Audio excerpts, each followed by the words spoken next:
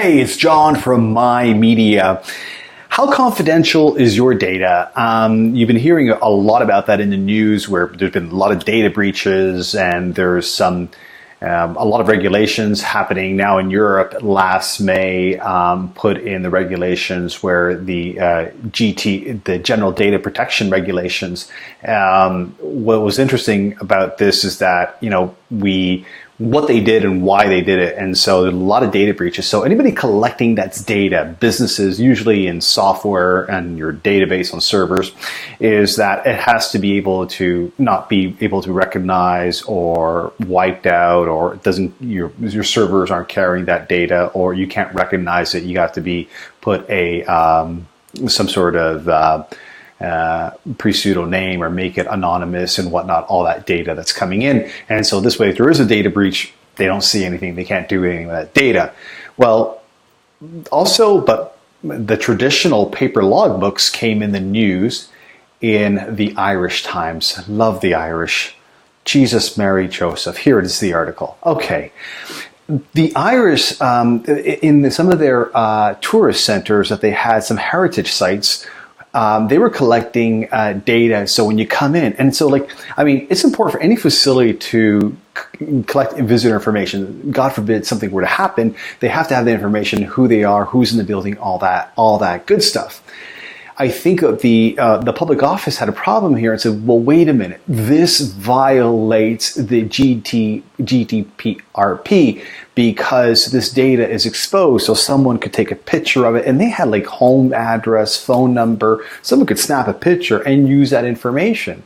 And so that's not kept very confidential.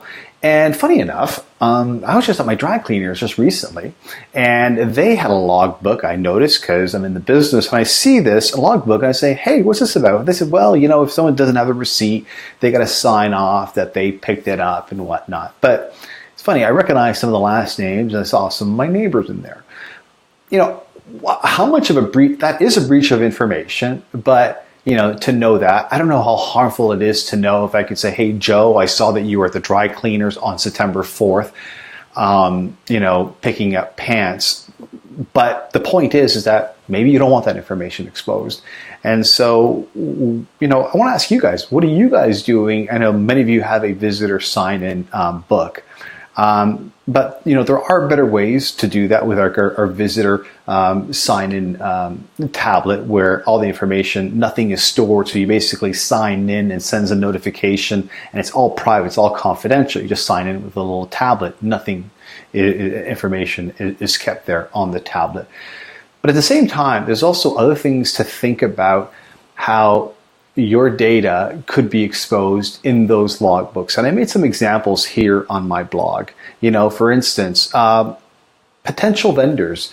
Maybe you're switching a new vendor for something, and they want to come in, and I don't know if they're doing lawn service at your facility, and maybe they can see, or maybe it's some sort of contractor, the heating and air conditioning, and they can see who's signing in. Oh yeah, they know that competitor. They know maybe their strengths or weaknesses. I don't know if you want to reveal that sort of information. Job interview candidates, if you're in a highly specialized marketplace, you may, and somebody in industry, and you look at that logbook and I say, hey, I know that guy. He works for that other, pharmaceutical company. I don't think he would appreciate knowing that I know that he's also looking for this job opportunity, because if he's, at his place of employment, that could be a threat that, that I know about that information, that he's looking for work. So you want to keep that, contractors, maintenance, should that be kept private? If your facility has a pest problem, it does happen. Do you want other visitors to know that the exterminator has been there 3 times this week? It's that sort of thing that you need to kind of just think about, and think, maybe we should keep this information more private, because there's a lot that reveals. I mean, I could be a competitor, come into your business if you don't know me, and I can go through your sheet and maybe see customers that you guys have that are visiting your facility.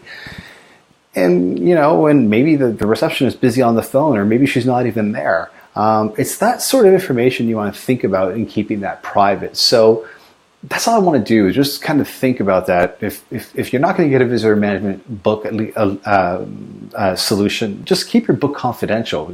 Maybe don't keep it exposed. So that's just something to think about, or have a different system not exposing it.